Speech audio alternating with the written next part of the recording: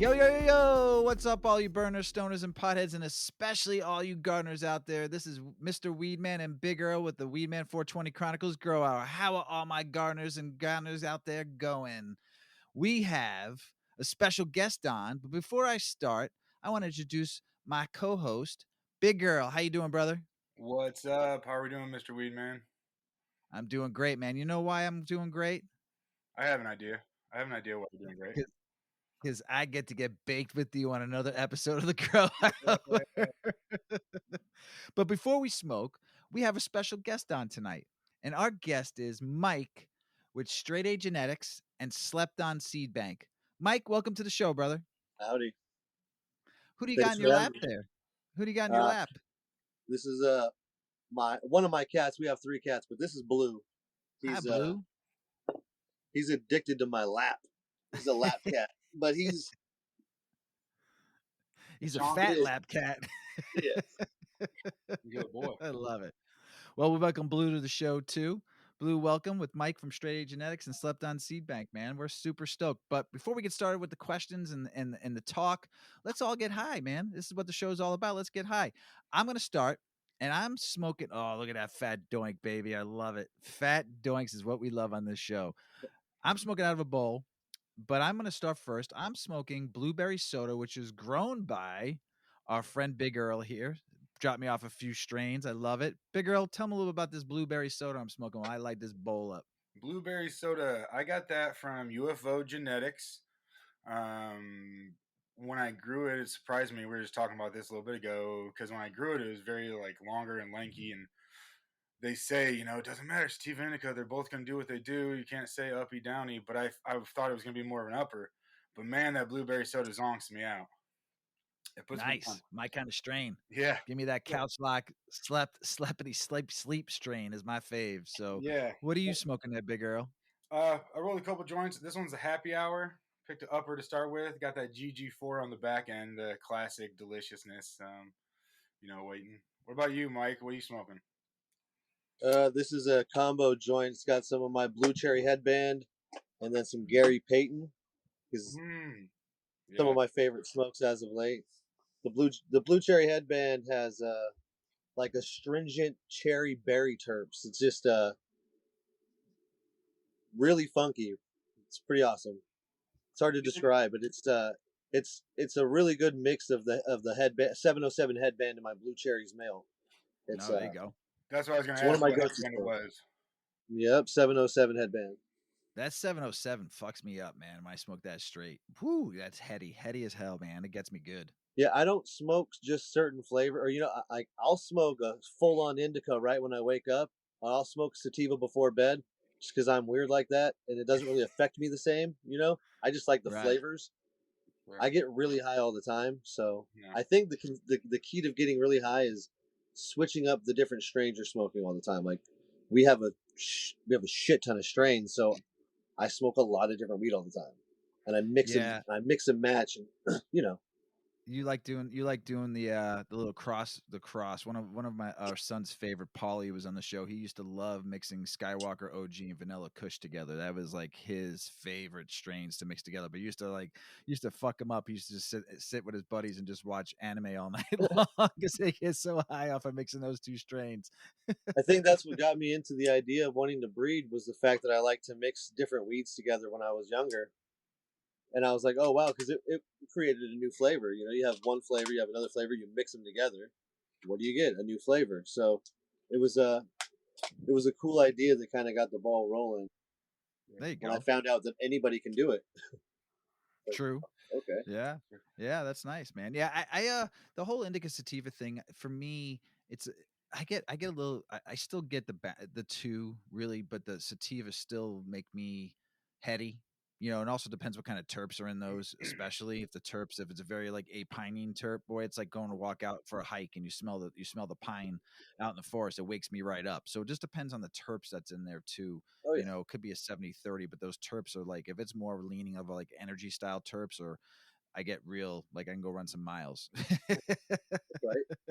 I get a lot of work done.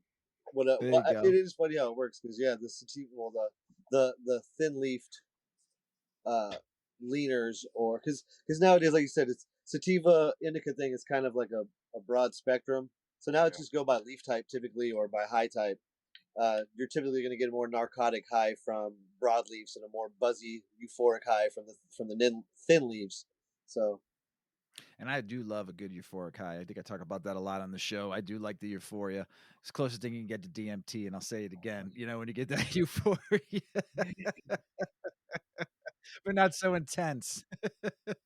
that's right. So, Big Girl, you ready to get this show started, brother?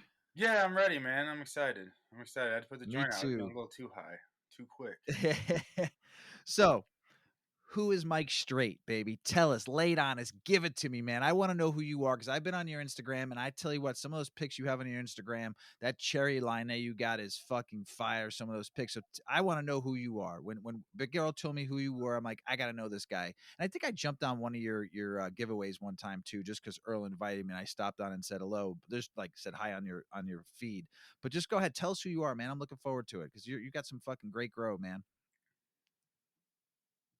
Appreciate that. Well, I am Mike Strait, aka Strait A Genetics, and I am extremely passionate about cannabis.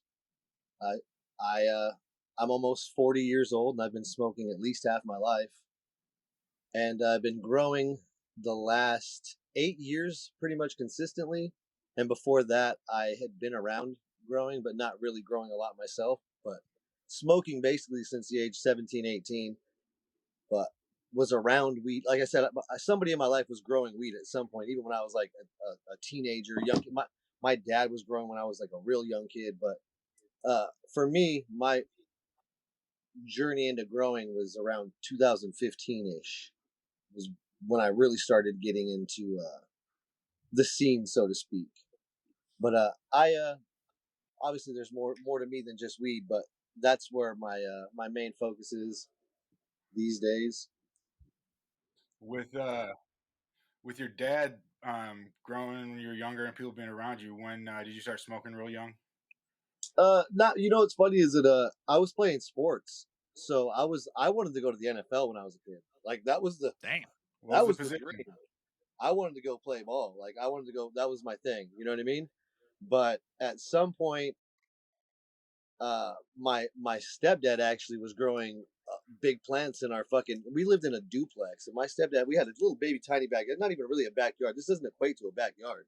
This is like two patios connected. You know what I mean? Yeah. Grew the biggest plant I'd ever seen in my life at that point back there. And then like I was helping trim, and there was weed hanging in my bedroom. Like that was like my first experience of actually being like in it, right? But I don't know. I'm getting a little bit off topic, I think. I don't know, man. When did I started smoking when I was about 15, but I didn't really smoke. Like I tried it, I got high, but I got like paranoid. You know what I mean? Like I was like, I can't do this and play football and work out and try to get good grades. Like, and I didn't even get good grades when I was trying. Yeah. You know what I mean? Like I was straight A genetics is pretty funny. Like I'm good with weed, but straight A's in general, that's not me. Mike, you were like me. You're like me. You're a C student, just try to see your way out the door as fast as possible to the NFL. Oh yeah, right? oh yeah. I always had better shit to do. You know what I mean? That was the whole. And I don't know, man. The idea was that I was gonna be fucking some like badass football player, and then halfway into my senior year, I ended up getting caught with weed at school. So evidently, I was leaning towards a direction. I got kicked off the football team, and I pretty much just got heavy into smoking weed from that point on. Literally. What position you play? On offense, I played receiver, and on defense, I played outside linebacker and safety. I kind of switched back and forth. Nice. That's wonderful. Where you at now? We are out here. I'm from Central California, if it matters, but I'm out here in Southern Oregon. Gotcha. Oh man, I love Southern Oregon, man. It's beautiful down there. This is one of the most picturesque environments you could be in. Like waking up and just seeing the mountains and all the trees, and just it rains a little much, but you know, from my perspective, it rains much because where I'm from, it doesn't rain like at all. Right. So it's like, you know what I mean? Going from none to a lot. Yeah. It's a big, Oh, big shit. difference. But yeah, she loves it. Everything's green out here. It's beautiful. The grow season's, a little bit different. It's a little something to get used to. I didn't start out growing organically, and that's what I've been doing the last 14 months. So it's been a big transition. I still don't. I'll never know it all. But at this point, I'm not even comfortable really spewing information back, as I don't want to lead people astray. I'm doing pretty good. We're growing some beautiful plants. This is our own, growing and smoking our own stuff constantly. It's beautiful. But Nice. It is great when you get to grow. I grow my own now, oh yeah, ever since Illinois became legal and you can grow your own. I've been oh growing it's my beautiful. own now since we started, plus I have a very good friend who's a caregiver too, which grows some phenomenal weeds. So I know where I go. I know where to go get Right? good flower, and I'm a flower power guy. I love good hash too, but I love flower. I mean, I smoke really good flower, and it's my choice. I think it's most of our old OG schoolers' choice. We do love. Yeah, If you, I was gonna say that too. I think the older generation prefer to smoke. And don't get me wrong, I do dabs. I enjoy dabs. I smoke hash. I don't really do the pin thing too much. Like she enjoys having the pins. I don't really do yeah. the pin much. To me, it doesn't feel like I'm smoking weed. You know what I mean? At least I know this is hash. They're always so Huh? harsh. I feel like they get my throat every time I take this little Oh yeah. pen hit, and it's like I got a little pen vaporizer for flour. I like it a lot more. It does Yeah. the job. I could smoke joints all fucking day. Dude. You know what I mean? Fat joints. Like I could smoke a half ounce of weed easily a day, just in joints. You know what I mean? When you hold on, is that Deb choking? Yeah. Pop in here, Deb. Say hello. Since you're coughing, it's not us, so we got to show who's coughing. Hello, I'm Deb. My other half, she helps me with pretty much everything that is straight A genetics or slept on. I am Seedbank the related. back end of straight A genetics. A good woman is always the back end of any business. Never forget that, men out there. A good woman is who you need to run the back end. Mrs. Weedman runs the back end. I can't do shit. I'm the front end. I'm the David Lee Roth of the fucking industry. That's of our business. That's it. I'm the front guy. I can do the best fucking high kicks ever. That's me. But I can't fucking do math. I can't do one. shit. Gotta marry a good woman. You do too, Earl. What are you talking about? Your girl's the same way. My girl's a shit. She does everything I need to be able to be where I need to be to do what I need to do. So 100%.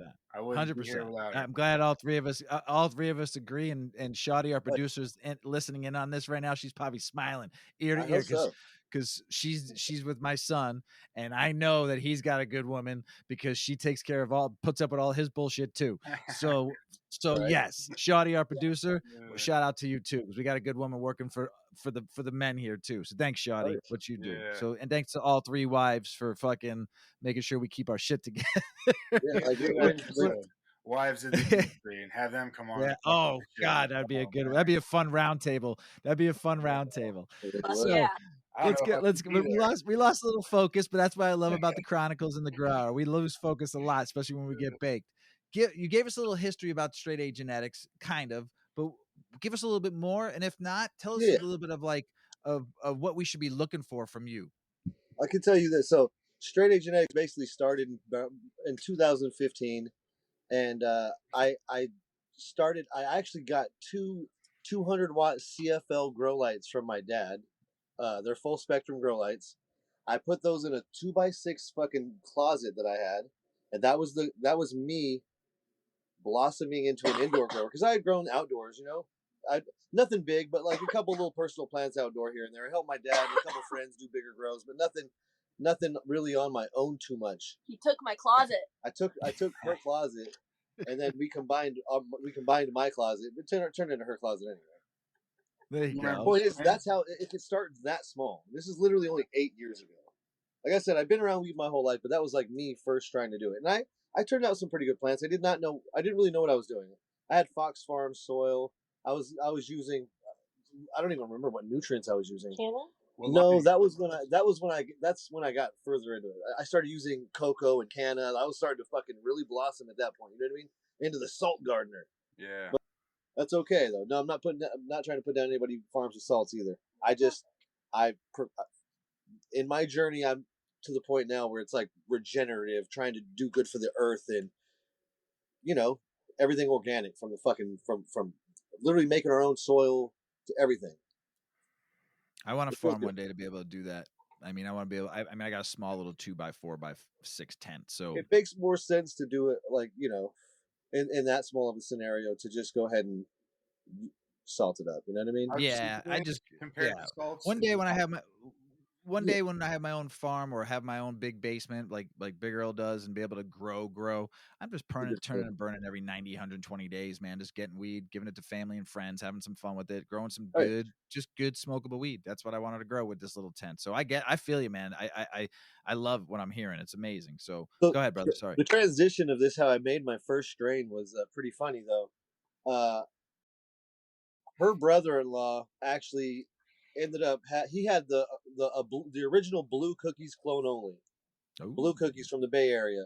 He needed someone to plant sit for him. I had the little space to do it. And I was like, I'll do it. Fuck it. I was already popping some seeds and I was running a little bit of stuff outside of the patio. And I was trying to like see what was around. My dad gave me some seeds. A buddy of mine gave me some seeds. I'm watching this Blue Cookies plant and I'm taking care of it. I take some cuts, this and that. I give him the mom back and I have cuts of my own. So now I have Blue Cookies. I'm growing a tangerine power by golden strawberries from my buddy Mr. Grow Guy, which we ended up later calling Fruitopia, which somebody else ended up taking that name. That's irrelevant, but that's where the Topia came from. Cool.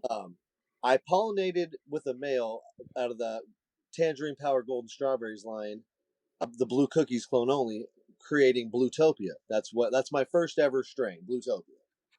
And from there, it literally just got me hooked on the idea of what can be made with what's around and what you can get, and like through selection and pheno hunting. It's just the sky is the limit. Amazing. But Bluetopia is amazing. Like I still have seeds of that I need to run against because I've gone so far away from it that I became the cherry guy. You know what I mean? Because I ended up later down the line, I was doing. I bought some seeds, or it wasn't even named yet. It was Mendo Breath F3 crossed to Cherry Ghost Cherry Royal from Roundtable Selections. I ended up calling my phenos that I found Mendo Cherries because that was easier than saying that whole other name. Right. I used a Bluetopia F2 male on that and made Blue Cherries. That's where the cherries came from. That was like the birth of my cherries right there. From there, I did back crosses. I did all kinds of in crosses, did all kinds of work.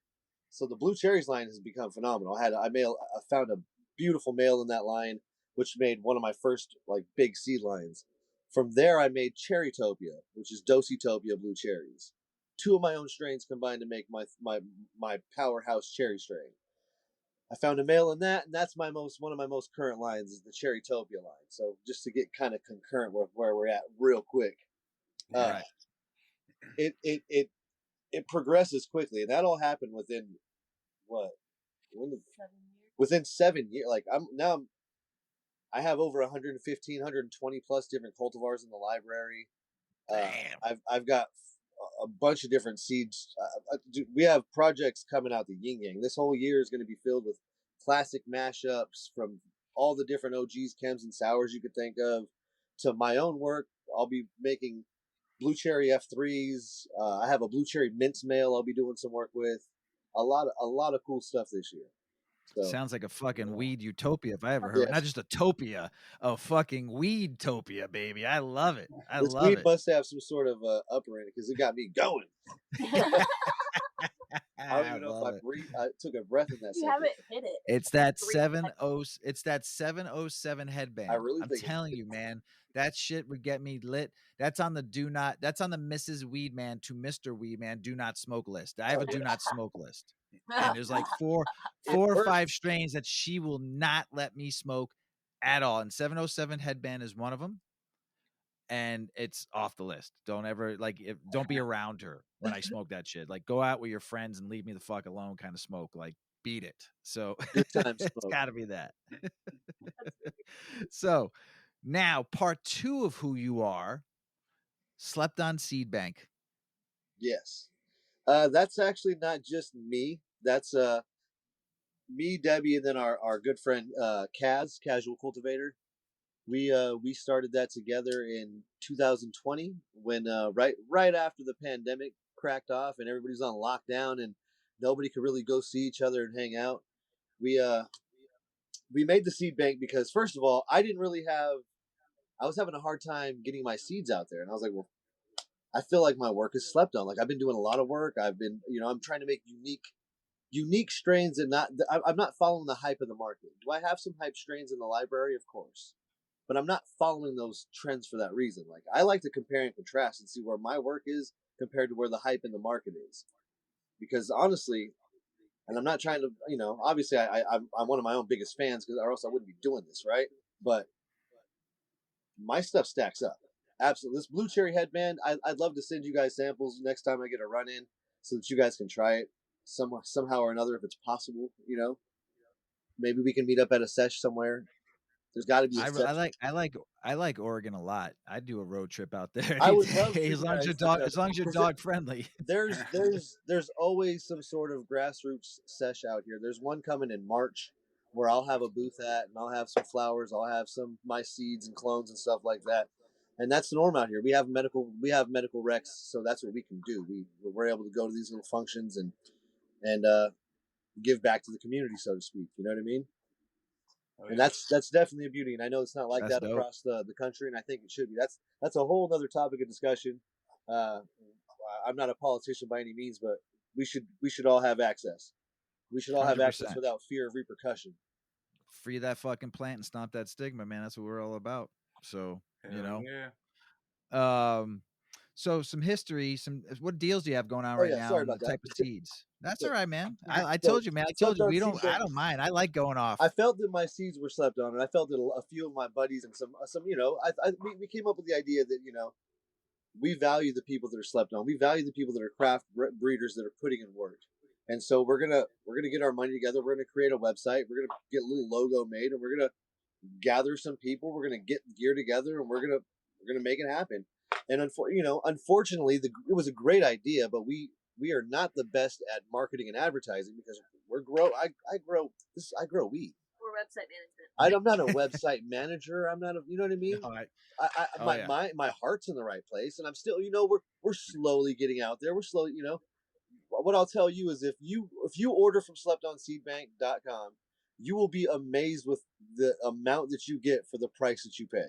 We aim to please, and we want people to drop their jaws when they see the pack label. Are you serious? There's just a plethora of candy, stickers, extra free. Just she loves crystals and stones and stuff. We're hippies, right? She wraps jewelry and stuff. So we add that kind of stuff in. She's gonna have an Etsy coming soon. We'll have to do a little ad on that, I guess. But if you guys are into wrapped stones, jewelry, things like that, she's gonna be having her own little boutique. So I could be her first client. Make me an emerald green weed leaf stone, and I'll wear it at every show, everywhere I go. I'll wear it everywhere I go. Just fucking make me a green. I don't care if it's jade, whatever, a green weed leaf. Right, we'll work I'll get the chain, and I'll wear it fucking everywhere. And said, who you get it from? Deb from Slept on Seedbank. She got Etsy. Check it out. Talking about your packages, I can say I think it was like 2019 I first started doing those Saturday night auctions. Yeah. I bought a fuck ton of seeds from you. Every time, it was always like, first off, those little strawberry candies are delicious. Thanks.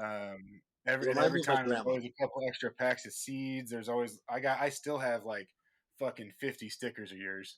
Nice. Oh yeah, and most of your early cherry stuff. Yeah, you got everything. Yeah, it's always badass. I always think to myself, if I ever need any of those strains back, I'm like, I got to hit up Earl. I have a spreadsheet from the early I've got all of them. Earl has all my gear. Yeah, she kept all the spreadsheets from all the early, because when we did our lives initially, like, we were really organized. We had spreadsheets. She kept lately. I lost a lot of the passion for doing the lives. I gave so. Don't get me wrong. I have no problem giving away to the people that support. I have no problem blessing the community. It just gets tiring. It's really tiring sometimes. I had almost 10,000 followers 4 years ago. I lost so many accounts since then. So much. Just there's a lot of hate in the community. Sadly, people that have a lot of just a lot to say, and a little bit of experience. Unfortunately, you know what I mean? Like, not a lot of experience. They don't really know who they're talking about half the time, but they sure got a lot to say about it. So here's some. You brought up the word craft. Yes, sir. And I know the craft word very well. I was in the craft beer industry for a very long time. Helped a brewery become the number one brewery and basically the number one IPA in the world. I know a lot about the craft business and how to do the craft business. But here, that word now is starting to be thrown out. Legacy growers, craft this. Yep. I've given my opinion on the corporate grow and what you're going to see now coming from behind it, because it was all craft. It was all traditional market before it went legalized in a lot of states. And before we go federally legal someday, then all the corporations are going to take over. And then there's going to be you all craft growers, independent only, buy independent. How are you feeling about what you're seeing? And I'm veering off from this because I don't want to forget, because I'm stony baloney right now. So I want to make sure I'm on point with this, because I think this is a good topic for you to discuss since you brought up craft. How do you feel about the way people are selling to corporate grow now? They're selling their lines. Some of these craft growers, once very good craft growers, but also didn't make any money for the longest time.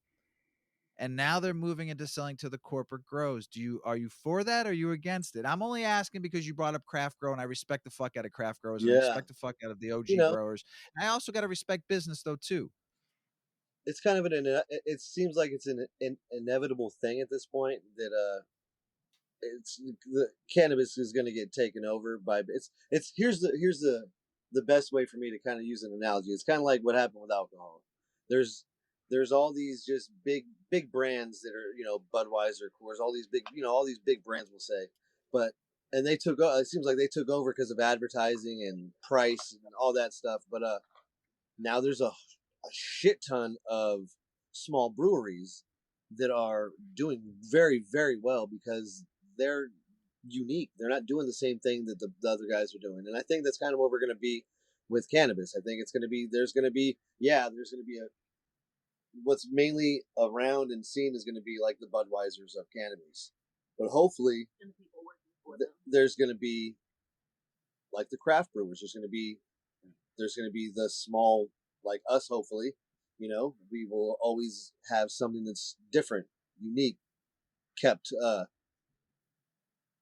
don't know, just kept, I don't even know what the right word would be, but like whole. Yeah, kept whole, holy. I don't know. Holy's not the right word for this, but whole, intact, travel worthy. That's what a lot of those little breweries are. Like you would like travel to a small it's city what you just want it to go to be. to Bell's Brewery or something.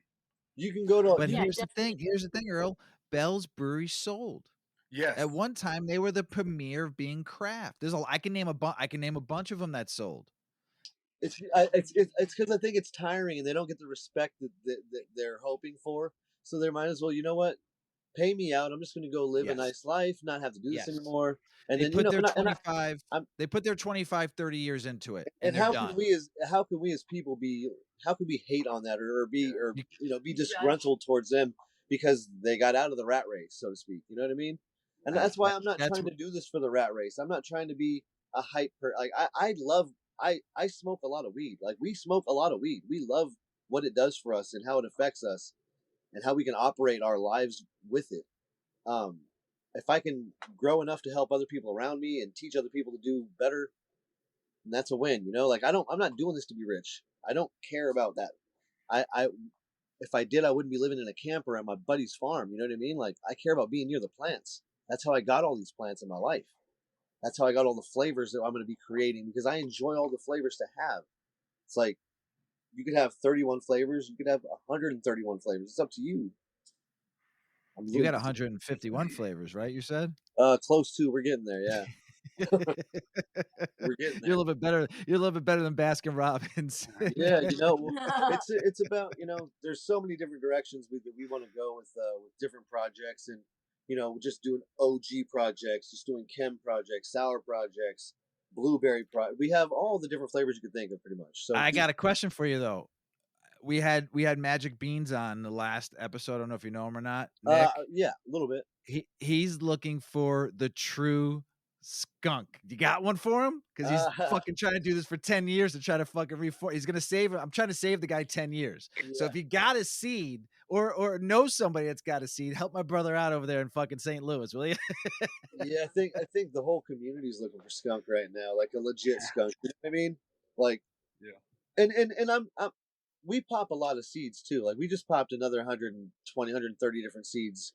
So we stay hunting through seeds because that's where you're going to find, depending on what you're looking through, you're going to find some unique stuff, some stuff that's either not out there or maybe hasn't really been seen in a while. Because I think you're gonna have the ebbs and flows of in the genetic or in the gene pool, what's going to pop up sometimes and what's not, you know? Did you pop a lot of skunk seeds recently? Yeah, we popped some skunk. We actually ran a few different skunk packs from a few different breeders. Like, I don't know, I don't want to throw people under the bus or anything like that, so we don't have to name names. But we popped a few different skunk packs from a few different people, and we didn't get much skunk. You know what I'm saying? Like, so there's a lot of history and a lot of lore that we can look up and understand why or why not there's still skunk to be found in the skunk genetics, or do we just need to remake it? You know? And I think that's where we're kind of aiming now. Is I think everybody knows that if we just keep taking all these funky rank genetics and putting them together and mashing them together, we've got to squirt out a skunk at some point, right? You're eventually gonna get a Pepe Le Pew. You're That's eventually what I'm gonna saying. get one. Like how many You're gonna get one. GMOs, sour, like Kush, how many things can I throw together? It's gonna spew out a skunk at some point. It's gonna spew we out a hope Pepe. that somebody recognizes it and keeps it and gets it to the community also. Yeah, that's a key component is Fingers crossed. someone recognizing it, being a seasoned enough grower to know how to clone it and keep it around, you know, how to keep a mother plant, you know, because not everybody knows how to do that. Well, see, this is where the community this is where the community needs to like talk more. You know, there's a line lineage somewhere, and I know people do. I know everyone talks and everyone's friends here and there, you know, but man, like I said, I reached a lot of people. Someone knows where you can get. Someone did reach out to us and said they had maybe a line of it, and then Nick said, "Meh," but if it is out there, man, reach out. I mean, just to be able to grow, someone to grow it and try or get it again, or bring that lineage back from the dead and somebody create it again. I don't know, but I'm excited to whoever makes it. I'm excited to go smoke it with them and celebrate. I think so. We have a skunk tangerine from Oregon Kid. It's the original clone only. That's one of the clones in our library. I've often considered reversing that because when you reverse a plant onto itself, you open up the gene pool, so to speak, and you can find. I'm hoping that if it was truly skunk tangerine, that there should still be some skunk to be found if you dig within. You know what I mean? So yeah, that's a like a potential. That's an idea for a project for finding skunk. Do you think there's a geneticist out there that can actually recreate that line if they had we're with? something? I think that we're within 2 to 5 years of seeing anything and everything being created in a lab by a company who says, "Hey, look at this is going to be 35% with 4 per 5% THC, washes at 8%, returns on hash yield in a and yeah, it's believe it or not, it's all skunk. Like, and sadly, well, I don't know how we're going to compete with stuff like that, you know, with all the gene sequencing they can do. And I'm going to keep it old school. I'm going to go with what I like, with what works for me, with what gets me high, because what they can't, I don't think they'll ever be able to gauge each and every individual's endocannabinoid system.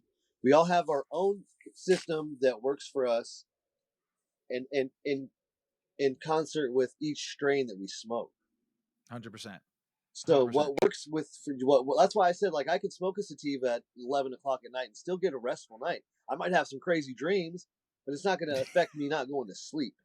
You know, like, I don't drink a lot of coffee, but when I do, it does really affect me. So I don't know, maybe it's just different with how things affect. Like, I know that's totally different than the endocannabinoid system, but like the effects that each person feels, like, if you drink coffee, I guess, all the time, you're probably going to not have the same feeling that I got. And it's the same with weed. If you smoke all the time, you're probably not going to get as high as like someone who only smokes every week. Right. Yeah, 100%. Yeah, you're right. You're right. That's on that, our systems that are building up their tolerances, and You're trying to say that computer technology can't. Yeah, that's what I'm saying. So what they won't be able to manufacture is our personal experiences and how the plants actually interact with us. And I'm hoping Right. that what I breed for will affect people in that way, that we'll actually be able to get people higher than a lab ever really could, because it's not just going to be strictly THCA, we're super focused on, or Delta 9. Like, I want to have it's mainly terps and a full spectrum variety. Like, there's CBG in my strains. There's slight amounts of I need to move to CBD. Oregon. I'm trying to add in THCV. I'm trying to mix the spectrum up, Big Earl, tell Mike what we talked about. One of the first times you and I sat together and talked at your house, we were baked, and I came to visit you in Michigan, and I said, and this was fucking like 3.5 years ago. I came to Michigan. I live in Illinois. Came to visit him. And I said to him, we're sitting Stony Brook. I said, man, if you can make me a strain that has all the cannabinoids in it, that especially the top 6, Yeah. if you can get me a top 6 strain, dude, I'll be your best customer. I'll be living at your house, and the terps strains that I want in there, but especially those cannabinoids. I want the mother. I want CBG. Cannabinoid cocktail. Yes, give me it all. If you can make me a strain that gives you them, but I know it's difficult in this, but someone's going to do it. Someone's going to do medicine. That's Yeah. it's really medicine, and and I think that some people still don't believe that cannabis is a medicine. Like, I know that we enjoy it; it's fun. It's like, but it's not always a party. Like, every day I smoke weed every day. Every day in a party, I have to work a lot. I have shit Yeah. to do. Especially if Weed you're taking helps a me. It's strain, medicine. especially if you're taking a strain with CBG in it, that's helping your inflammation. It's helping your digestion. It's helping a lot. If you got a strain with CBC in there, you got stuff for cancer fighting. You got stuff for inflammation. You got stuff. You got that headiness to help you stay clear of mind, dude. You need to make a strain with all those in there for me. I'm in. I'm in. Let's move on. Let's move on. I'm excited. Because when the testing is so expensive, so like when you try to grow, it's like, well, you can get a THC, a CBD test. You can buy a little kit for that, like a little Purple Pro or whatever those are called. It's like, and you can test your CBD, THC, your water, like your water content or something like that. And I think they said they were having a dab ad on. I don't know if they did that, but when you go above that, you're talking $100 plus per test. Oh yeah. And so if you're running 5 plants, just 5, a 5-plant hunt, you're talking $500 to get a full cannabinoid readout. That's fucking hard. Yeah, that's why you got to that's why you got to find somebody you partner with them, saying, "Listen, I'll give you a little bit of this if you do my this." If you potentially could partner with a lab, because it's actually it's almost like experimentation. We're actually trying to get somewhere with it. So maybe they wouldn't mind helping for the cause. You know what I mean? That would be cool. It's not just for shits and giggles. We're trying to actually do some shit here. Create some shit that's going to help. Like you said, step in and help. Like you said, medicine. You're creating medicine. You're creating somebody that needs this. So I'm serving the community medicine. Here's what my clientele: cancer patient, whatever. I'm trying to create a strain that's going to help with all these ailments with these cannabinoids in it. If you do some testing, this can be good for you and for me, but we're doing it for the community. Exactly. So, there should be some free testing out there. Yeah, 100%, man. 100%. Big Earl told me you're growing new. You're growing something new with buckets or something. Tell me about it. The Tote Tech. There you go. Yeah, it's cool because it's I think it's something that, like, it's so simple but unique, and I see how it makes it so much easier for you to keep that, like, microbiology and all your stuff balanced. And it's just cool because you even use the lids as, like, to, like, move around your plants and shit. It's like, wow, this tote, what are those 40-liter totes from Lowe's, or 27 gallon totes from Lowe's, the black and any hardware store, Costco even. I think that's where I think where we are. Well, here's the thing. First and foremost, give credit where it's due. That was it's my buddy's. It was my buddy's creation and idea. Came to fruition from his farm.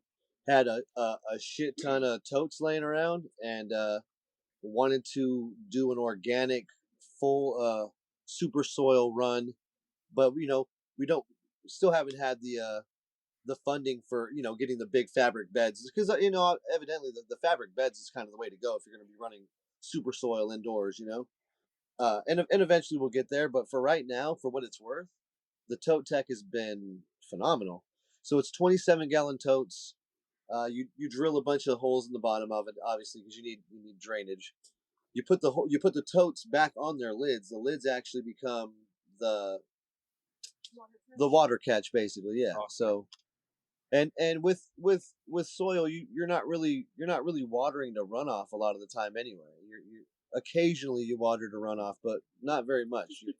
You just helps keep the floor clean, helps keep everything. If you do water a little bit extra, it goes into the lid, sucks back up. You know what I mean? Oh, that's nice. Kind of creates its own wicking system. But it's fully organic super soil that we got from a local place, and then we're on like I think our 4th run indoors with them now, and we've done soil tests. Actually just took another soil test in today, so it's different because they're all individual totes, but it's all the same mix, given all the same amendments. Everything is the same. So in order to get a full readout of, you just go pick from like 6 different totes throughout the whole room, do at 2 inches, then again at like 10 inches deep in the tote, and get samples. It's a good mix, and you go off of averages anyway with soil, so kind of give us an idea of what we need to do moving forward. But we're about to be planting the totes to do a seed run, a fully organic. It's going to be a huge run. Like it's. Fuck yeah. So yeah, it's gonna that's exciting. I love like it. It's epic. Like this is gonna be the biggest run that we've ever done. Like I've done some pretty cool runs. I think the most strains I've ever pollinated in a run was like 25, 30 strains, and I manually depth those in because I didn't have a depth. I had a place in the garage that was a blackout spot, and I physically carried the plants in at the same time every day. Every fucking day. Every single day, and I hand pollinated them with my live plant. That was my blue cherries project. I put my heart into that. I literally time, effort, energy for 80 days straight carrying plants in and out. Watching you walk around the backyard with this giant fucking nail plant and just season all the plants with them. I got pictures of the male plant. I have to show you. I posted them in the past, but he's a pretty epic male. Beautiful, beautiful male.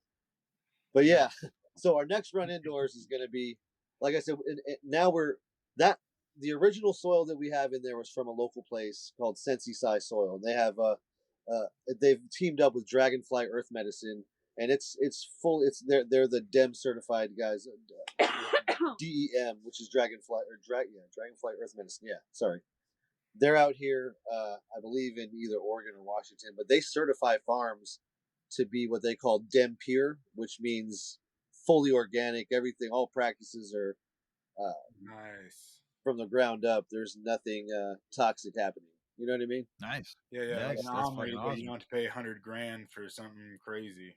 Exactly. You know.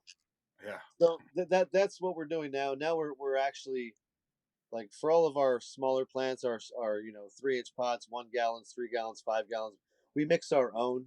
I literally make our own soil from scratch, add everything into it, and a lot of fungal life, a lot of happy bacteria, a lot of happy plants. Feed the soil feeds the plants, and what happens is you end up with some really, really tasty, potent meds. Good.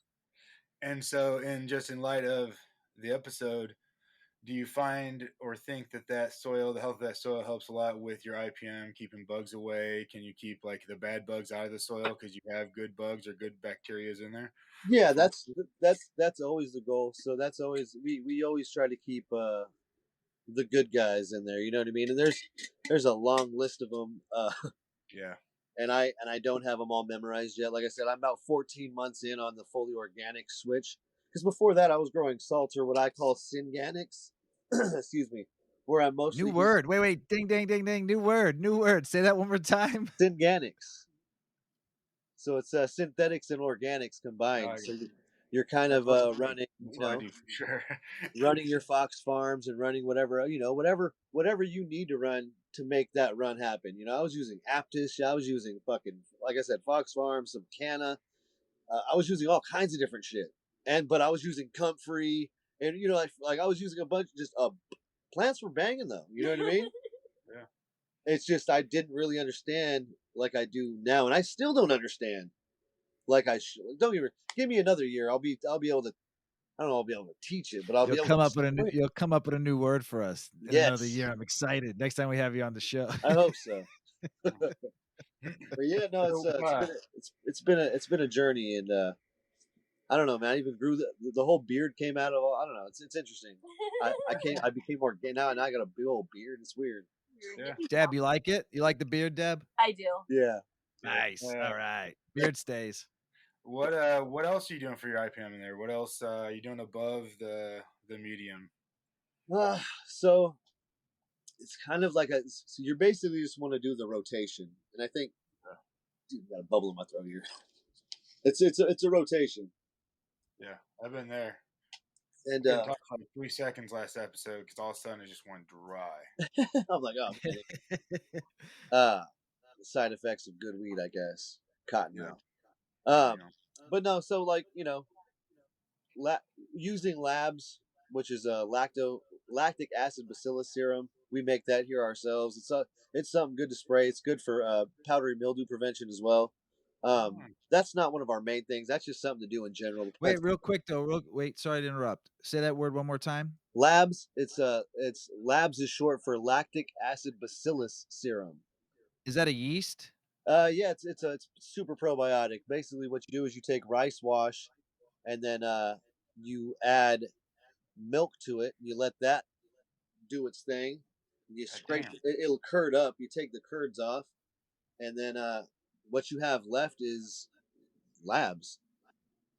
It's what's in your probiotics. If you get like certain yogurts or those, what are they called? Yakults, these little drinks that are good for your gut flora.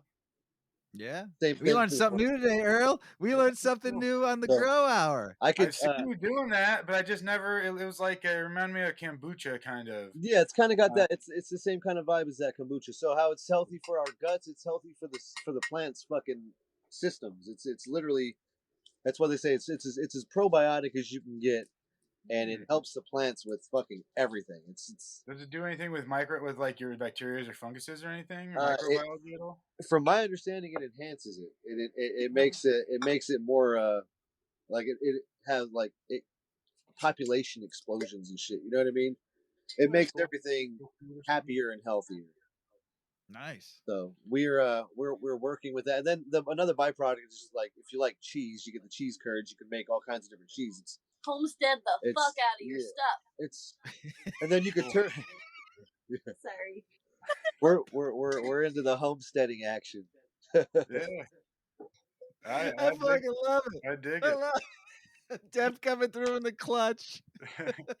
She does.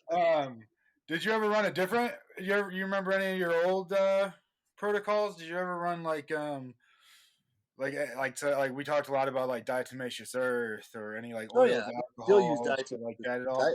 Diatomaceous earth is good to put around the perimeters of your grow area or wherever you're at, because it keeps bad bugs away. Yeah. You can, if you do have any problems. So it doesn't. In my opinion, it's not water soluble very well. So you know what I mean? You kind of have to wait till you have I love it in water, bro. Really? Yeah. It always just seems to fucking mud up on me. If you give it a good shaking, it dissolves right up, and I spray the fuck out of it. Sometimes I put a little soap in it. Yeah, see, I need to try that. I spray it in veg, and then but you can see it last into flower, and then I give it just a water spray to knock it off in flower before I harvest. But it kind of gives my stems not only a little silica, but it's a nice mite preventative. What about say a nice like a little barrier? Yeah, and you can see it. You can if you look at some videos, it might still be up on my story like right now.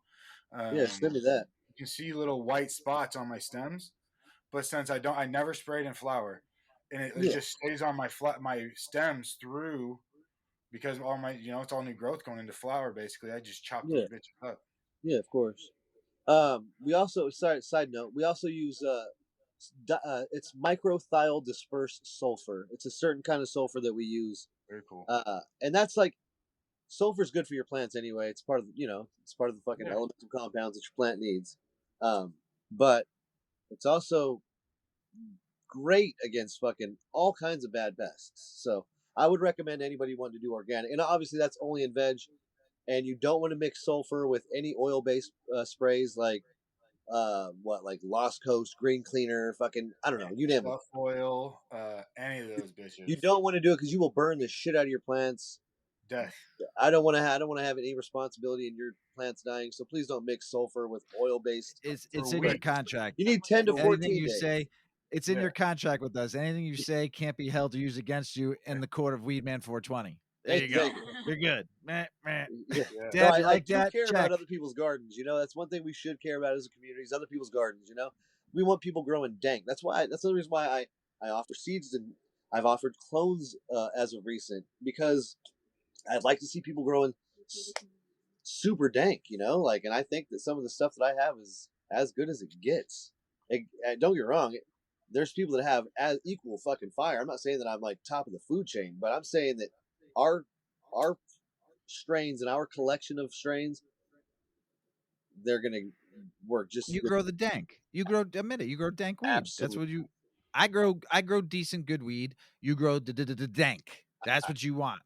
You run that level. I have to have it. Nothing to be ashamed about, man. It's Fucking hard. talk It's your hard shit. to You're a brag about fucking your grower. weed when you grow good weed, because Yeah, it's you know, like, I don't other wanna- people grow great weed too. Like there's a ton of people that grow really, really good weed everywhere. And I'm only gonna, we're only gonna get better at this. Especially if you're passionate for it, you're only gonna get better. So yeah, they say, judge you by your last harvest. That's usually what the growers say. Yeah, well, judge me by my last harvest. But I'm just judgmental. you might just have a shitty run that run. You know what I mean? What if you had some, some shit happen in your life? Things happen. You could tell them.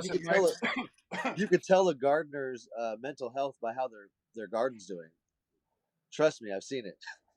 Yeah, 100%. When we're happy, our plants are happy. That's the truth. And I think it's vice versa. So, let's do our best to keep our plants happy. They'll keep us happy, and in conjunction, we'll have some great medicine. And here's the thing though too, and amen to that, but here's the thing too, when it comes to growing, like you might switch to a totally different way to grow. Like I went from growing with salts and using ocean grown, and that's how I started. Got some early reading, and then I met Big Earl here, and he taught me some other things and way to grow, and I moved all over organics and did not know what the fuck I was doing at all. It's a hard learning curve. Oh man, I killed a lot of plants. Yeah, I didn't kill. See, the thing about it, I didn't kill them. I just didn't get the yield and the big monster buds I could have got. But I got great smokable weed. I just didn't get the yield I knew I got off of the last three grows, where I got like 10 ounces off of one, 8 ounces. This 2 plants, and it's good. Fuck yeah. This one grow, 2 plants, 3 ounces. It was a total bust. I fucking did not know what I was. It was my first organic grow. Fucked it up so bad, but I still got good smokable strawberry kush. Oh yeah, I was fucking happy. How's the flavor? Good. It wasn't the greatest flavor, but it was good. I was trying to learn how to do there's a lot of plants that are being grown where I've been the last couple of years, or last year or so, and going from growing in my kitchen in a 4x8 tent and my patio, and you know what I mean, it's small scale, like backyards.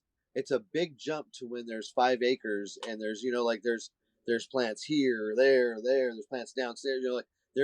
It was a lot to manage and a lot to learn. So my learning curve was pretty intense. I didn't kill everything. What I did lose was a lot of plants that were part of a large pheno hunt, and unfortunately, after we took the clones and everything like that, the management of the plants after was not up to par, and the plants didn't make it. And that's on me.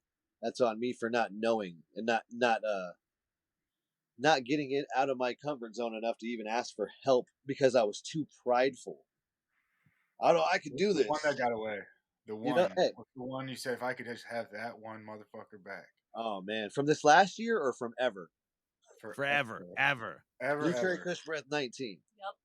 Blue Cherry Kush Breath 19. I knew that was coming. That sounds delicious. It was. I mean, you didn't even blink an eye. I mean, you knew right off if you're the gonna bat say the from one this that got last away. year, I'd say Great Maraschino 26. That was my biggest loss from this last year on my own strains. But yeah, ever Blue Cherry Kush Breath number 19, the Phil Be So Real cut. My homie Phil Be So Real hunted a pack of my Blue Cherry Kush Breath. Some of the most amazingly beautiful. Just it smelled it's like I can't even I don't even know how to describe it. How'd it get lost? Because catastrophe? I thought that he had it backed up and he thought that I had it backed up, and we both shit on it badly. We just took a shit on that whole scenario. We both failed. I hit him up. I was like, bro, you still got that, right? He's like, no, man, I was going to tell you the same thing. And I was like, oh my God, no way. And I went through like all my like notes and did I send it out to anybody? Did I send? Of course not. That was my baby. That wasn't going anywhere. So no, I lost it. Yeah. I tried. If I would have known about tissue culture or had anybody in my Rolodex that could have been like, hey, send that little bit of tissue this way. Let's see if we can revive it. Maybe we can get a meristem action on it. Could have been potentially saved, but that's hindsight. Hindsight's 2020, they say, right? So now I'm getting into tissue culture because we have a huge library of plants. We want to pop more and more and more seeds. My buddy just got 2 rec licenses out here, so the sky's getting broad. They say the sky's the limit, but we know that the sky's there's more beyond the sky. Space is the limit. There you go. We're getting as high as we can. That's actually true. That's actually space is getting. It depends on what state you're in, right? But space can be limited. But if you have a niche to draw, yes, then you got something. True. There could be fucking like Michigan, 642 dispensaries, med and rec. You could be in California, there's 900, and you're not even in the whole state yet. You could be in Oklahoma where you got fucking 16 bazillion fucking licenses, and you don't even know where they're coming or going. Shit's wild. But if you have that fucking niche, and you have that fucking where people know where they're gonna come, they're gonna come. Yeah. There's so many. Draw that follow. Yeah, that quality. Yeah, there's a shit ton of dispensaries out here too. But what we're gonna aim to do out here, or I'm just part of the team. It's my buddy's fucking. I do straight age genetics slept on Seedbank. That's what I. But my buddy, I'll name drop real quick. Is my buddy Firekeeper Farms, out here in Southern Oregon and in Oregon in general. I'm sure within within the next year or two, his name's going to be pretty prevalent, just with the amount of strains that are at the disposal and the direction that he's going to be taking it. I think it's going to be pretty cool out here. Nice. I'll have to make a road trip. I love it. Yeah, please do. You want to Big Earl? Yeah, you want to play a game? I am down. I'm down. What's the most slept on? What is the most slept on? What was the most slept on for Slept On Seedbank? All right. What's the most slept on IPM product? I'd have to say sulfur, man, just because sulfur is just so. It's people don't think about it. They're like, "What sulfur? Yeah, dude, use it." Well, at least in veg, you shouldn't be spraying anything in flower anyway. So all you need to worry about is veg, and it's something that is inexpensive. You could buy a bag of sulfur; it'll last you like a year. One bag of sulfur, a year. It's for the practical. It's for the practical grower. You know what I mean? And don't get me wrong. If you wanna go. I think Dr. Zymes is a great product. I didn't know how to use it in the beginning. I didn't know you had to use it when it's warm. Huh. I didn't know that. Yeah. We used it, but I didn't know that. That's what I'm saying. It works when you use it right. I didn't know. So it has to be warm. It has to be like 75 degrees or some shit like that. And fucking it works. So it's organic. So if you want to use something that's organic, you don't like the smell of sulfur and you don't want to deal with it, that's a great product to use. And I'm not name dropping. I'm not sponsored by them. I get no discounts for saying it. I just use it, and I've seen it do well. Nice. What about a book? Product. A book? Oh, man. Yeah. Look for a gardener. Got one right Read next anything or like podcasts or what do you like? True Living Organics by the Rev. So show that book again. Well, the front of it's ripped off, but it's True Living Organics. This book has actually been used. Yeah. So that is the book that my buddy / mentor has me reading through right now. And then I also have classic. The Cannabis Grow Bible. Sure. Love it, man. And if you're growing and you don't have a couple books literally right next to you, are you growing? Are you truly growing? Are you growing as a grower? You know what I mean? Yeah. Right. Way to grow. Yeah. What about new breeder? You have anybody new on Slept On that people are sleeping on the most? Oh, man. Well, we haven't added him yet, so it's not really fair. So, but we are going to be adding Mojo Seedco, aka Short Sleeve Magician. He'll be up. We'll be putting his stuff up. He's not a new breeder though. He's not a new breeder. I'm sorry. Banana New Peel Genetics on is your one of, site. huh? Just new on your site. Banana Peel Genetics is one of our newer breeders, and Very cool. he does awesome work for sure. I actually tested 2 strains for him last year before. I think before it was either right around when we brought him on or right after. I tested 2 of his strains, and they're great. They were part of the squad of plants that I killed off. I didn't get to keep the keepers, but hey, there was a couple keepers. There you go. Nice. Yeah. Look, there was snow in November, and I've never really lived in snow, and I did not know November 1st that it was going to do that. Well, you know. Humidity drop. I'm cold. Oh, dude, fucking full on snow. Like it looked like Christmas time. Inches. Like outside. Yeah, outside. Yeah. Killed half the fucking moms that I had. Like it was fun. I was taking clones off of, like, I was shaking plants that were just full of snow, and I was trying to fucking my hands were all fucking freezing. I was trying to take cuts in the snow To save them. I ended up saving like probably 70% of the moms. The There rest, you go. Damn, dude. the rest are Hey, at least you didn't lose it all. yeah, 70% still pretty good. We've ended up being able to reacquire a lot of the things that were lost, but some of the things, like I said, stuff from seed, those are just gone, unfortunately. Yeah. Gotcha. Yeah. What about old school breeders? Somebody's been doing it for like 10 years or something. Most slept on. Yeah, I think I got it backwards. So the first one that I said, so Banana Peel Genetics would be the first one, and then Short Sleeve Magician, aka Mojo Seedco, because he's been doing this shit for almost 20 years, and he's working with classics like Dog Walker OG, Chem 91, Chem D. What else did he have? A couple Blue Power crosses, all old school dank, like, you know what I mean. Sour Dub is in his stuff. So if you like old school, real potent, real tasty weed, that's a good direction to go for sure. What about a piece of equipment for the garden that people should have that a lot of people don't? Man, I don't even have one right now, but a par meter. Should definitely try to get a par meter. I was thinking about that earlier. I was like, I was gonna say pH meter, EC meter, I think everybody should have those anyway. Those are things like a hygrometer. You better have a hygrometer. You know what I mean? So those aren't really slept on. Those are needed. A par meter, I think, is kind of slept on, and I think a lot of people don't have it. There's a par meter.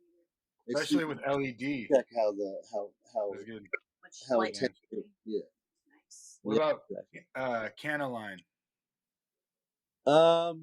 Like some like a equipment line, like I don't know, some homies in the game or something slept on.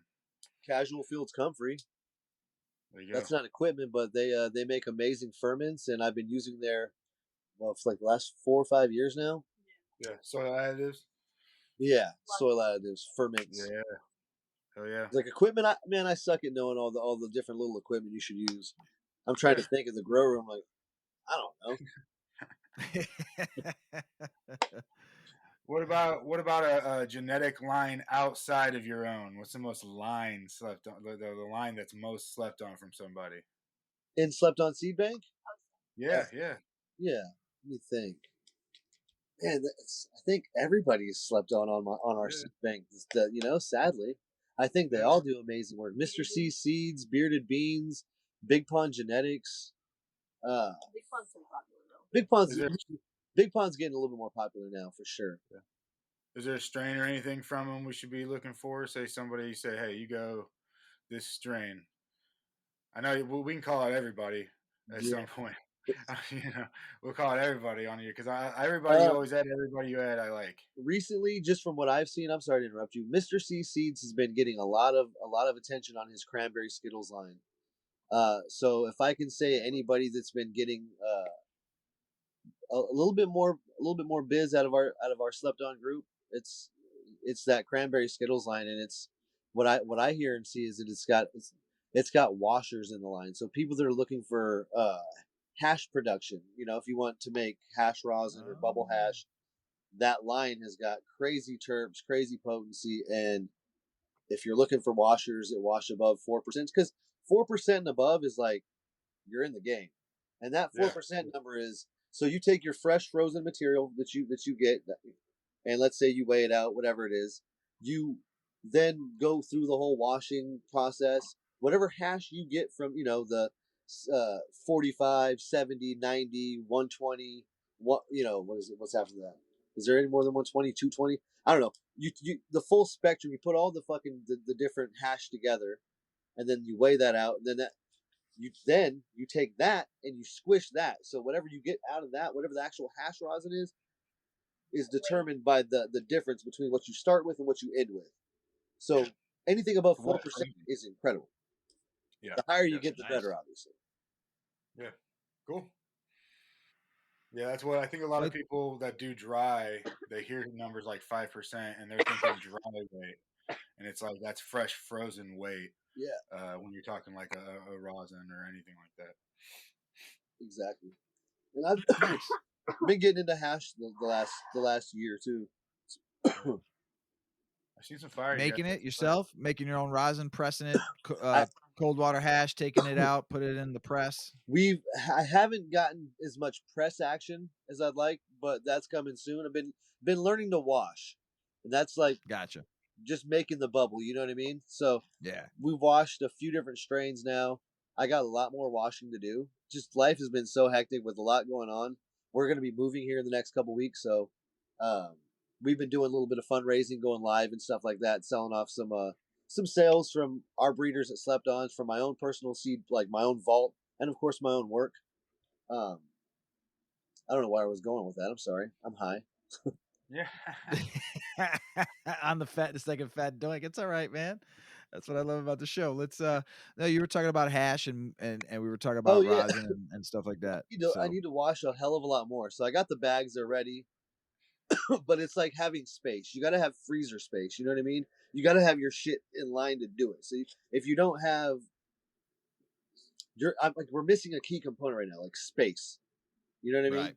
And then I got some Sunday driver hash in the freezer. Some 90U, or we have some 90U Sunday driver hash in the freezer that we have to microplane and then squish.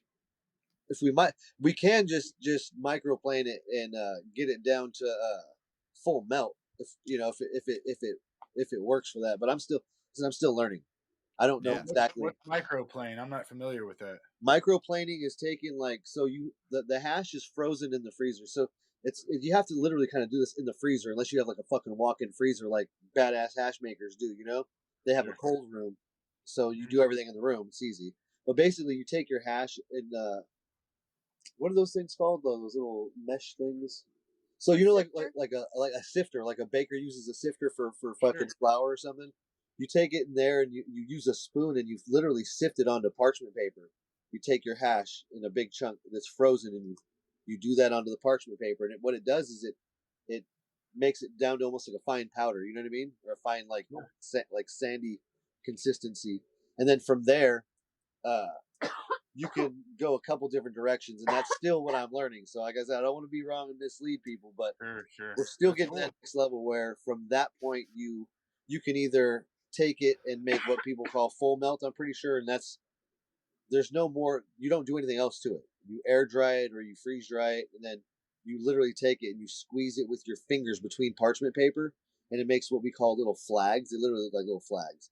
You take your dab tool and you fucking pick it up and it looks like a little flag on your fucking stick, and you melt that a lot. I don't know if you guys do dabs, but you at a much lower temperature, like 490, 475, 480 to 490 range, whatever, and that shit tastes so good. It's the best tasting shit. I swear on everything I love. I was like, oh my god. when you first hit hash rosin, like some good hash rosin, you're like, oh my god, I've been missing this. That's the next evolution. That's like the next step from hash rosin is full melt. It's fucking incredible. Nice. Wow. The taste, the high, it's literally mouth-watering. Fucking like, holy shit, this is too expensive. I can't have that habit. You have to learn how to make it and to have the facilities to do it yourself. And then you can do it at a small level, but you definitely want to be prepared for it. You want to learn it and do it right, because don't get me wrong. If you fuck up, you could end up with a badass temple ball in the end, and that's not bad. You know what I mean? But you're not going to have what you were shooting for to begin with unless you do it right. Right. So that's a whole nother There you tangent. go. I'm sorry, I'm high, but yeah, I love it, man. hash is I awesome. love it. I'm all about learning. The more I learn, the more I grow. Oh. So I love it. So It's just another direction to go in for your area. I don't know if people are keen or aware of hash, and if there's even a market where you guys are at for that kind of stuff, but it's blowing up like in Cali and Oregon and Washington, like out here in Colorado. Yes, this shit works, you guys. Sorry. I could tell. Deb's choking. No, I smoked a lot of hash back in the 90s, you know. Straight bubble. And then for like the 2000s, like if it came around, I moved from Florida up here, and if it came around up here, very rarely do you ever see it here in Illinois. And then as soon as kind of like when things started banging again, you know, wax and shatter came out, but I didn't like it because you tasted the butane. I can't stand fucking taste of butane. And then you started seeing some bubble hash come around from some local home growers, and you got some good bubble hash and some cold water hash, and it was nice. And then all of a sudden you started seeing some regular hash trickle around here and there. And then all of a sudden you started seeing some cultivators in certain states do some hash. Now you got some banging hash in Michigan. You can get some real good hash in Michigan. Oh, I bet. Yeah, I bet. Everything's super cheap here. Yeah, right now. super Crazy. cheap. I love What it. is it, like 30, 40 a gram out there for some good rosin? Yeah, actually, yeah, you're right. For a gram, it's probably like around 45 to, I would say 45 to 60. Yeah, if you want really good stuff, fire. So what they're doing but on now, average, yeah. What they're doing out here now is they're making it to where they're making like 2 gram buckets. So a lot of people don't want just 1 gram. The people that are smoking rosin, 1 gram goes pretty fast. So they're making it to where, okay, well, if you're gonna spend, you know, blah blah whatever X dollar for one, maybe you'll just spend a little tiny bit less for more. It ends up being more, but you get a price break. You know that they get you with that. Like, oh fuck, I guess I'll just do 2 grams. I'm getting a price break anyway. So instead of it being 50, I'm getting it for 90, right? So that's 45 a gram. But they just got me for that much money now. You know what I mean? Like, it's pretty smart. Yeah. I do have to give a shout out though, if I don't, my friends in Ohio are going to be very upset with me. Hell yeah. There is a phenomenal hash guy out there. Miles is his name, but the real Broccoli Rob on Instagram. Yeah. He is probably the best hash maker in Ohio, personally, that I've seen, but he's learned from many people on the West Coast. But to me, I gotta give him a shout out. What? Since you've given some shout outs, I gotta give him one, because if I don't, I'm very upset since we're talking about hash. So absolutely. Let's move on to like the industry. I know we talked a little bit earlier about the craft grow and all that stuff, but how have you seen the industry change? Let's talk about breeding industry first. If you want to just go into that, the breeding industry, your point of view, and where do you think it's going now? I mean, we've got some opinions from other breeders. I want to hear Mike's. It's flooded. I mean, everybody's a breeder. Everybody has a brand and a logo and all kinds of shit now, because there's a billion fucking logo guys in my DMs trying to sell me some logos. Hey, bro, you need a logo? Like, dude, no. You can't even be friends with them, because if you're friends, they say they get in your DM literally and they say, "You want a logo?" And it's like, man, I was just trying to be nice. Yeah, because I don't like being like no, you know. But now it's exactly like you said. I don't even answer them anymore. I'm done answering them. I ended up actually, because somebody else was like, yeah, I think they're fucking. They're the ones reporting our pages and doing the scams and shit. I'm like, I'll just block them. Fuck it. Oh, so every time I see a new, hey, it's the same, because if you go look, it's almost always the same logos or a variation of the same shit. I'm like, get out of here. Sorry, that's a whole other channel.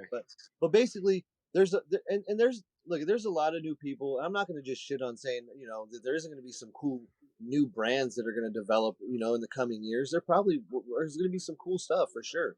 There's so much. It's just so much. It's almost like there's like an endless amount. It's mind-boggling. There's a lot of people on Earth. It's like It's like the universe right now. The way I see it is like we have our own little cannabis universe explosion right now, where it's like the big bangs happening. You know what I mean? Like, it happened early on. There were some breeders that were doing their things right. It was kind of a little bit going, but then it fucking blew up, and now everybody's fucking got access to something cool, and they're gonna do something with some. All you gotta do is pack pop a few packs of seeds, find a cool male or two, get a couple fucking clone onlys, because clone onlys are available fucking everywhere now. If you live in the Pacific Northwest, you can go to Archive in Portland, and you can get literally 50 different clone onlys that are really solid fucking plants. I've got like 5 or 6 strains from them. Trust me, they're fucking solid. I've ran them outdoors in, they crush. I'm letting you know now that people can get them that easily for $50 a clone, buy a pack of seeds for $50 to $100, and make some fucking legit plants with them. Like, it's not that hard. The hard part is, where are you going to find the fucking absolute gems in those? You know what I mean? Because there's going to be good weed in them for sure. But for people like us, we want the fucking gems. So it's going to take more work, more selection, deeper hunts. You got to have a mindful eye for what you're looking for. And I think that, like I said earlier, there's going to be a huge fucking, it's just riding waves at this point.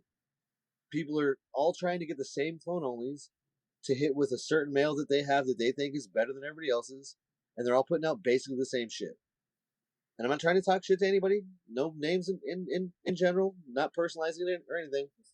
But it's just the trend of getting the hottest shit you can, and then hitting it with hopefully your own chosen male. A lot of people aren't even doing that. At least there's some work in that, you know. Because the game back in the day was make your own line, hunt a male from your line, hit a bunch of stuff that you like, not just because you like the whatever the fuck is out there right now. You like bubblegum gelato? Cool. Everybody loves bubblegum gelato. I just threw that out there. I don't know if everybody does or not. But now we all got to get that same fucking cut, and we all got to hit it with something to make it that's my version of that plan. Like, why, dude? And don't get me wrong, I've been victim of that shit myself, or not victim, guilty of it myself. Wrong word. I'm a victim to my own guilt. Yeah, I would totally agree with you, bro. That's one of the I try to do my own selections more than anything.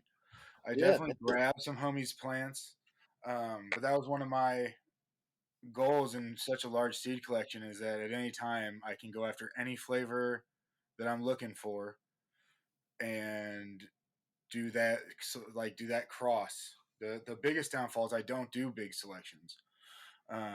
But I do hunt through so many of them that a lot of the things I hunt, like, I just don't use the plants at all.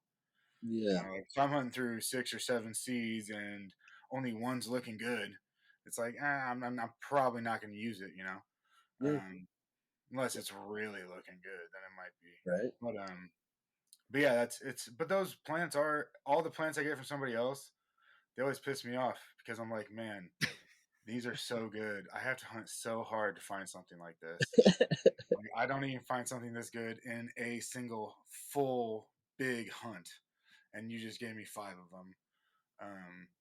But yeah, I'd like to send you something if you'd be up for it. I have something. So the biggest hunt that we've did, and it wasn't one strain. Okay, so when I first got out here, our first big thing that I did indoors was a big pheno hunt. We did it was like 550, 560 seeds, 32, 33 strains, and that's some of the stuff that I ended up losing. But we have some of them. Like, there's some amazing shit that came out of that. And one of them is one of my strains. It's great. It's called Great Maraschino. I have the number 25, which is a super OGKB leaning pheno. It has those duck leaves where the leaves just curl over each other real tight. They're kind of long, elongated almost. They look almost like have a feather kind of look to it. Like, you know what I mean? Like, it's like, it's interesting. I can send you pictures of it. I posted it the other day, but what's significant about this plant is how it stacks. It you don't really need to top it. It just goes. It fucking blows up, spears of fucking just tight nug dank, just cherry grape Kool-Aid perfume fucking dank. I'm not kidding. It's like, sounds delicious. Holy shit! Mm. I'm just saying. Hey, Great I'm maraschino. to it and throw some seeds back to you. Yeah, like all those other guys would do. Thanks, dude. Oh yeah. Yeah, I've hunted through probably 10 of your packs now. Because you threw me some testers because we were doing a lot together, especially with a lot of your first auctions. You just had such great deals, like you were saying. I try. And they're all fire. You were talking about the 707 before. I think I ran the 707 cat piss. Yep. Times the blue cherry. Yeah, that was the blue cherry piss. That was my first Yeah. cat piss strain. I ended up so you might like my new same mom strain, the same 707 cat piss, but I hit it with the Mendocino Maraschino F3 male, the same one that I hit the grape pie with to make the grape maraschino. I made litter box cherries, which is cat piss maraschino F3. Bro, some of the most beautiful plants that smelled like sweet cherries and straight ammonia funk. Like I called it litter box cherries for a reason. I don't know if you've ever been around a litter box.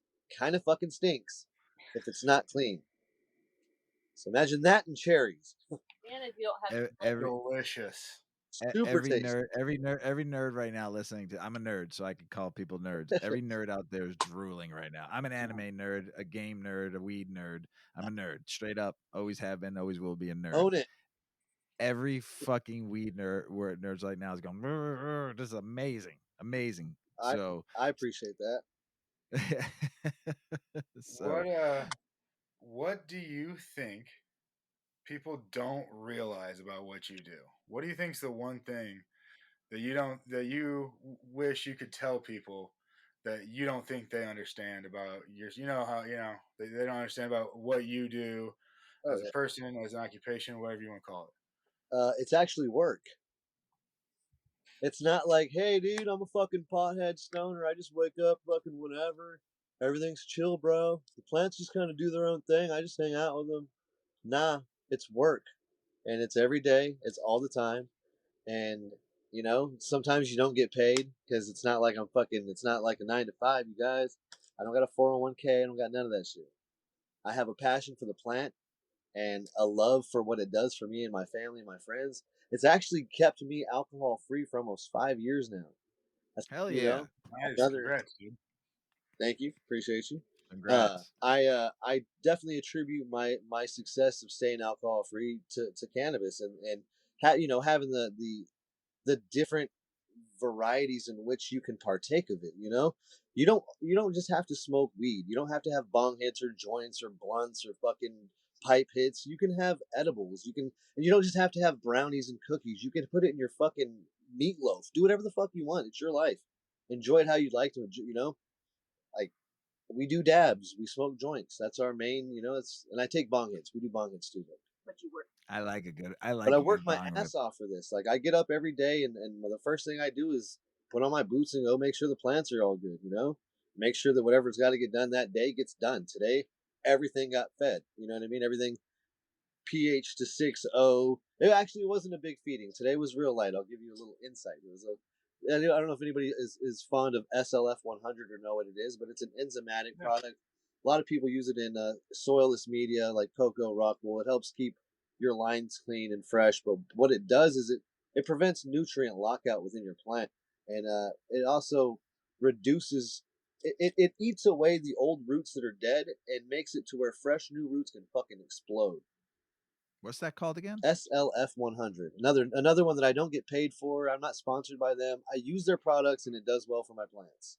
It works great. Absolutely. SLF 100. If you're using Hygrozyme or like Z7, both like exactly the same thing. I'm trying to think of some other stuff. It's like there's a lot of those enzymes, but the SLF 100, especially for the money, super low dose, is a badass product. I like that product a lot. Yeah, it's only 5 mils per gallon. It's pretty awesome. I use that. I used a little bit of Calphos today, which is calcium phosphate from Slow Nickel. If you guys, you have to follow him on Instagram. It's literally his name is Slow Nickel. He's an agronomist, and I don't know if I said that right. Agronomist. Another new word I learned today. I love it, man. He works like with huge farms like in South America, all over the fucking place, and helps the farmers produce the best quality and the best yields possible on fucking large scales. We're talking hundreds of acres of like fucking coffee or fucking mangoes, whatever the fuck you know what I mean, like that kind of shit. And that all translates to plants in general, you know what I mean? So we add a lot of gypsum, we add a lot of calcium, we add a lot of well, not a lot of magnesium unless the plants need it, but we we make sure that the plants can uptake and utilize to their fucking full potential. How much gypsum do you use? That's proprietary. No, depending on the amount of soil. So like in our setup here, in the 27-gallon totes, it'll vary depending on what the soil readout when we do the test says. But base probably like a half a cup to a cup per 27-gallon tote. Not too much. I use about a quarter. I get some gypsum from somebody, so I use a little bit in my grow. So Yeah. I was just curious. And then like if I'm making a big batch, we'll probably add a few cups to the mix. I literally eyeball shit though. I'm one of those kind of guys. He's an artist. I'm the same way. The way I cook my gravy, my Italian gravy with meatballs and sausage. I don't know. It's in my head. You can't put a fucking number to the flavor that you get out of an eyeball. You know what I mean? Just Yeah, little pinch to grow an inch. Little fucking. Oh, yeah. We put our heart and soul into this. When I first reached out to you, Mike, I said, "What do you want to talk about on this show?" And you said, "Man, the males I use are fantastic. Male selection and female selection, just selection in general." Yeah. So what can you tell us about your selection process a little bit? What you look for in a male and when you're looking for it, maybe female too, a little bit? Yeah, absolutely. And I think that we all know what a good female looks like and aesthetically, It's not always about aesthetics, but we all like a pretty plant, right?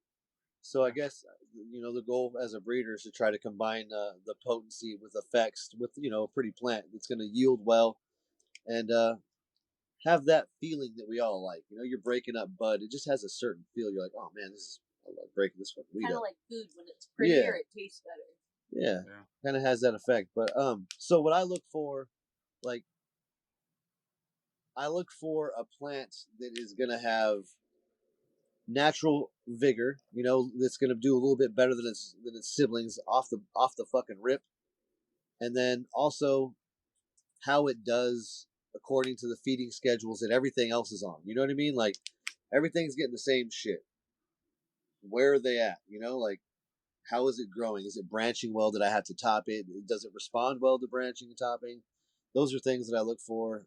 Structure obviously is a key component, but you can't, those are the early things that you see. What really kind of matters is the stuff that you kind of can't see and that you have to fucking trial and error. You gotta grow them out. You gotta grow out progeny to find out what they're actually bringing. But as just to what you can see, good node spacing.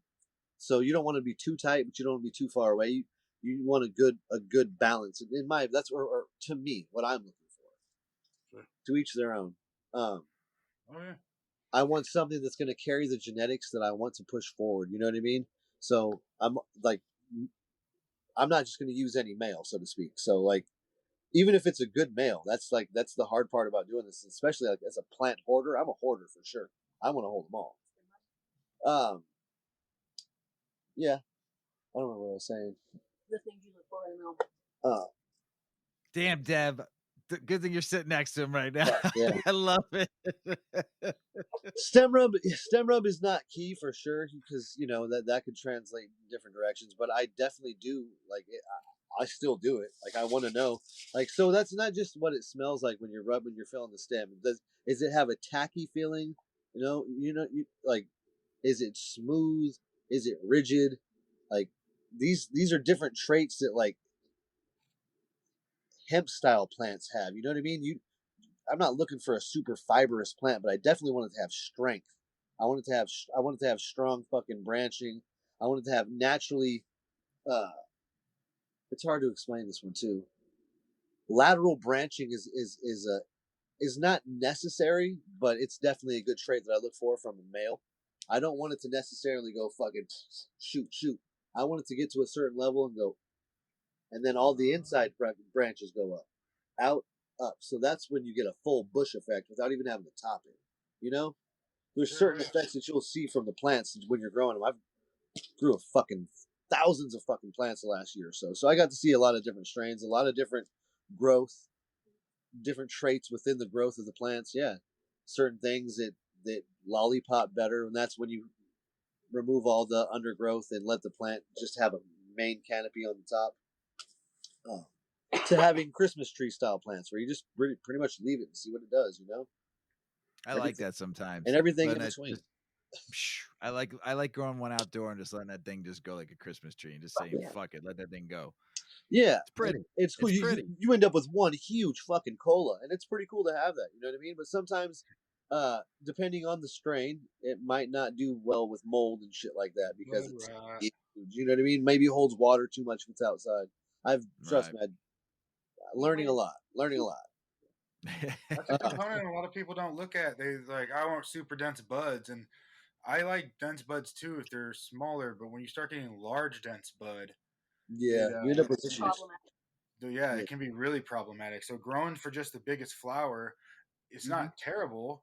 Weight's nice, but you really have to pay attention to how dense your flower is breaking down. Because if you go to, I've popped crosses that are too big, and it's like nothing has mold except for those exact crosses. It's the ones that have gigantic tight buds, and you know, tight buds.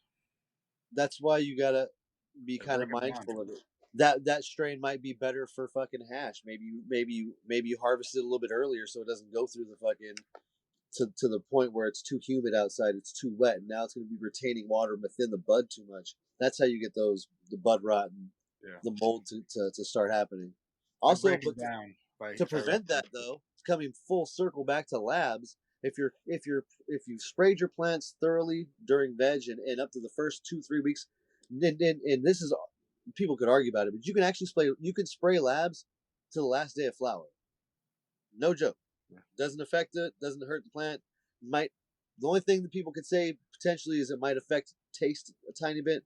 So this is like if you have to, if you're outside and you have some potential mold or bud rot issues. Obviously, if there's bud rot issues, do what you got to do. But some PM can be actually prevented with labs. Look it up.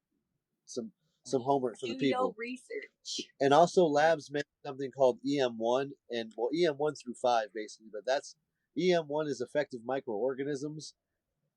One, and then like there's different degrees of it. This is, I don't know if it's considered KNF or JADAM. I don't think it's JADAM, but it's along those lines. Basically, what you're doing is you're taking the labs and you add molasses or brown sugar to it, and that makes it to where the microbes and the biology within the labs actually have something to feed on, and then like it kicks off a process. You know what I mean?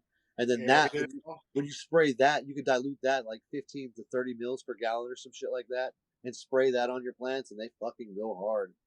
It's pretty tight. That's the bro science term for it, by the way. Yeah, pretty tight. Do you aerate it with that sugar? No, they have a lid, but we periodically pop it open and check on them.